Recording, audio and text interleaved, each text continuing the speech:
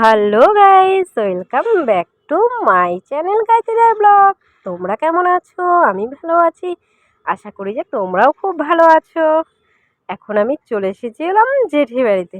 আর জেঠির বাড়িতে হলো কীর্তনের পরের দিন হলো মৎস্যমুখী, তো তার জন্য আমরা চলে এসেছি।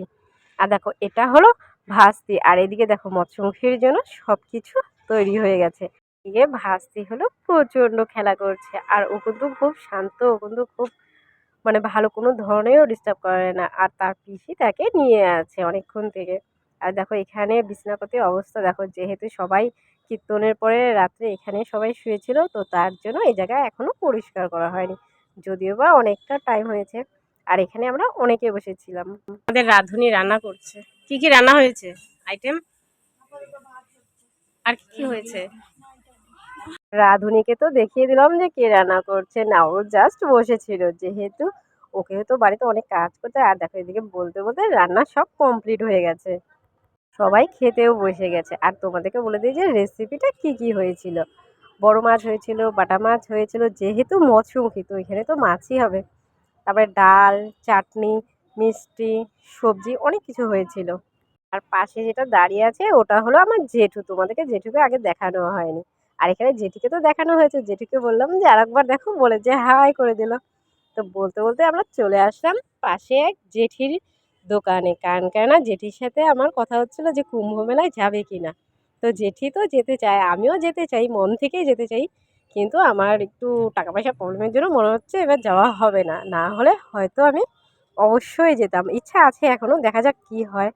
বলতে বলতে চলে আসলাম দিদি বাড়িতে। মানে এত পরিমাণে ঠান্ডা যে আমাদের লেপের তলে ছাড়া আর উপায় নেই, তাই আমরা সবাই এখানে চুপচাপ বসে গল্প করছিলাম। দিদি বাড়িতে আসা হয় না, অনেক দিন হয়ে গেছে, আমি নিজেও ভুলে গেছি যে আমি কতদিন আগে এসেছি। আর এখানে আসার পরে ভাবছি যে কবে আসছি কবে আসছি, তো কিছুতেই মনে করতে পারছি না, কারণ অনেক দিন হয়ে গেছে। জেঠু বাড়িতে কীর্তন হওয়াতেই আসছি, না হলে আমার তো মনে হয় যে তাও আসা হতো না। আর ভাগ্নি অনেক দিন থেকেই বলছিল যে মাসি আসো আসো, অনেক দিন হয়ে গেলেও আসা হচ্ছে না। তারপরে দেখি যে দিদি এখানে অলরেডি সকালের নাস্তা বানাচ্ছে। ওই দিন সকালে আমাদের উঠতে উঠতে অনেকটাই লেট হয়ে গেছে, কেননা এখানে তো প্রচণ্ড পরিমাণে ঠান্ডা।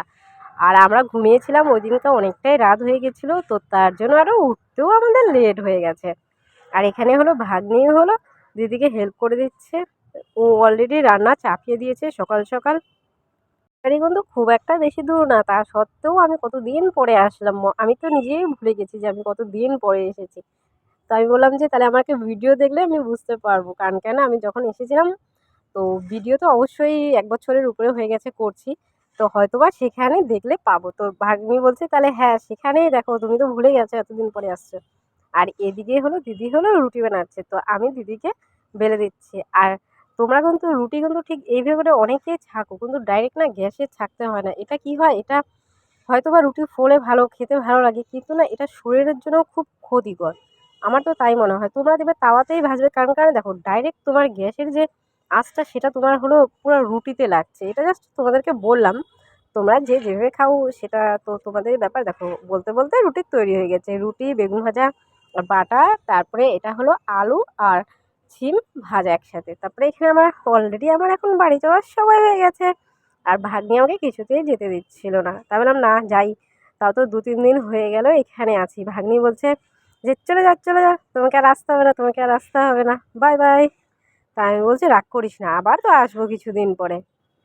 থেকে বেরোতে বেরোতে আমার অনেকটাই রাত হয়ে গেল। তারপরে ভাগ্নি আমাকে অনেকটা দূর আগিয়ে দিল। দেখো ভাগ্নি বলছে, ভাগনা ভাগ্নি দুজনেই বলছে চলে যাও আর আসতে হবে না। অনেকদিন পরে আসলাম তো তার জন্য ওরা খুব রাগারাগি করছিল। তোমাদের যদি ভিডিওটি ভালো লেগে থাকে তো অবশ্যই like, comment, share and subscribe করো। আর ফেসবুক থেকে হয়ে থাকলে পেজটাকে ফলো করো।